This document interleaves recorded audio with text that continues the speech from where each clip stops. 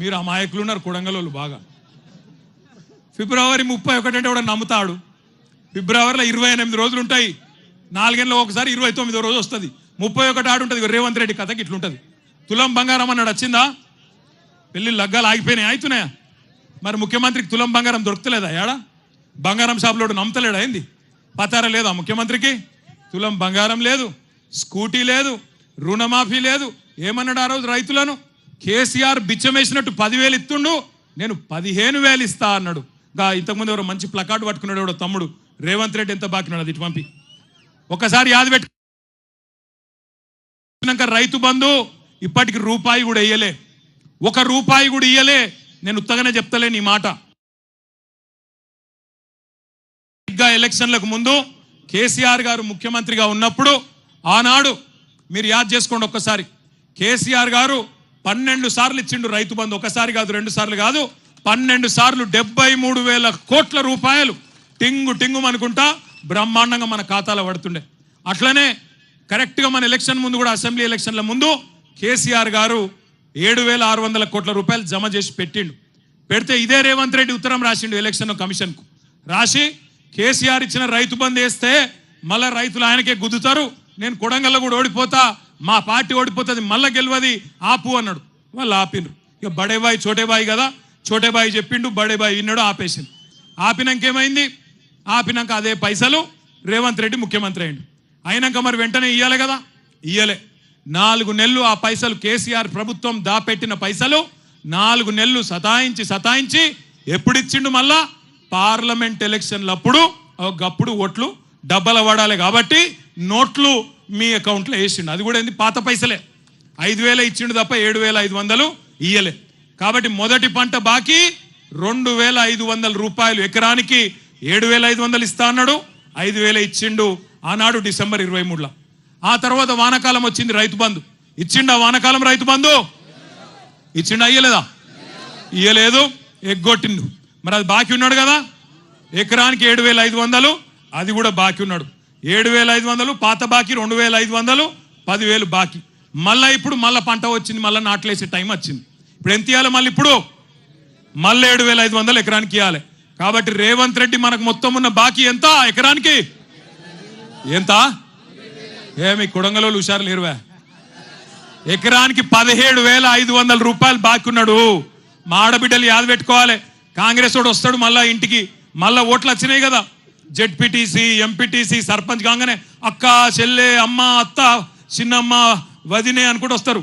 వచ్చి మళ్ళా ఇస్తూనే ఉన్నాం, రేవంత్ రెడ్డి ముఖ్యమంత్రి, మన ఎమ్మెల్యే ఆయననే, గుద్దు నువ్వైతే ముందు అని చెప్పి ఆయనతో గుద్దించుకుంటారు.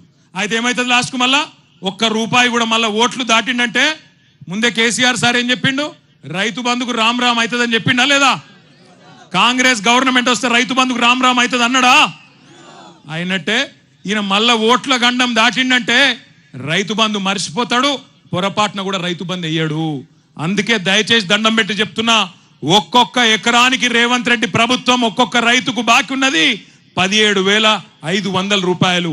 ఇవాళ ఏందో పెద్ద మేలు చేసినట్టు 15,000 ఇస్తా అని చెప్పినోడు ఇప్పుడు నేను 12,000 ఇస్తా అని చెప్పి మోసం చేస్తాడు. మరి దాన్ని ఆమోదిద్దామా? 15,000 కాదు, 12,000 సరిపోతుందా? 15,000 ఇస్తానని చెప్పి ఓట్లు వేయించుకున్నాడు 12,000 చేస్తే మోసం కాదా? చీటింగ్ కేసు పెట్టద్దా? ఇప్పుడు నరేంద్ర అన్ననేమో జైలుకు పోయా 40 రోజులు. కానీ ఒకటి యాద పెట్టుకోండి, నరేంద్ర అన్ననేమో జైలుకు పోయింది రైతుల కోసం, రైతుల భూములు కాపాడేందుకోసం, గిరిజన బిడ్డల కోసం, దళిత బిడ్డల కోసం, బీసీ బిడ్డల కోసం, మీ భూముల కోసం. రేవంత్ రెడ్డి లెక్క 50 లక్షల రూపాయలు ఎమ్మెల్యేలను కొనతందుకు పోయి దొరికిపోయి దొంగ పని చేసి జైలుకు పోలే పట్నం నరేందర్ రెడ్డి.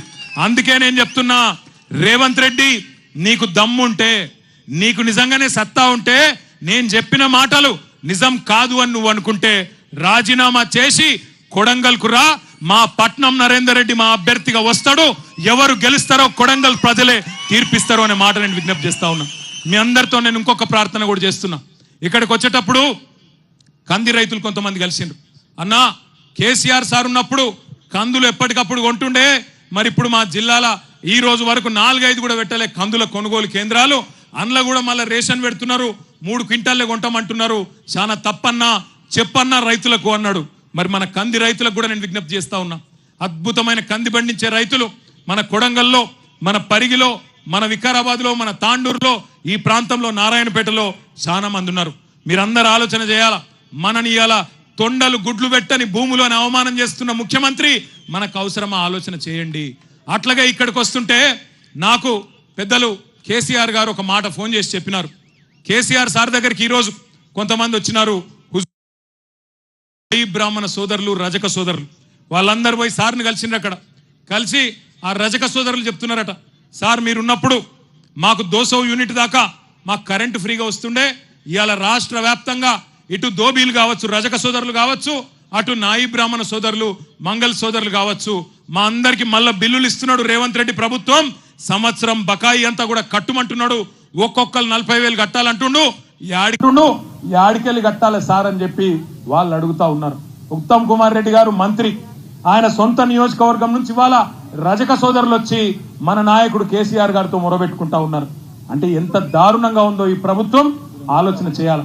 నేను అసెంబ్లీలో కూడా అడిగిన రేవంత్ రెడ్డి గారిని, అయ్యా రేవంత్ రెడ్డి గారు నువ్వు పెద్ద పెద్ద మాటలు మాట్లాడుతున్నావు, రుణమాఫీ అయిపోయింది అంటున్నావు, నేను అద్భుతాలు చేసినా అంటున్నావు, ఏ ఊరికి పోదామో పోదాం పా అని అడిగిన.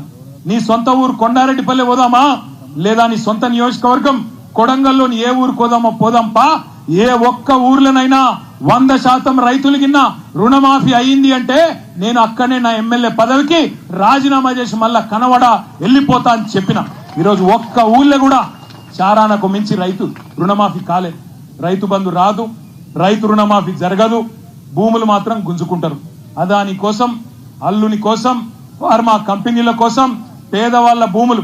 నేను అడిగిన రేవంత్ రెడ్డి గారిని, లగచర్ల భూములు గుంజుకుంటున్నప్పుడు, మా ఆడబిడ్డలను గోసపుచ్చుకుంటున్నప్పుడు నేను అడిగిన, అయ్యా రేవంత్ రెడ్డి గారు నీకు అంత ప్రేమనే ఉంటే, ఫార్మా కంపెనీలు తేవాలని ప్రేమ ఉంటే నీ సొంత భూములు ఉన్నాయి కదా, కల్వకుర్తి పక్కకు ఎల్దండలో భూములు ఉన్నాయి కదా, ఆ భూములలో పెట్టు.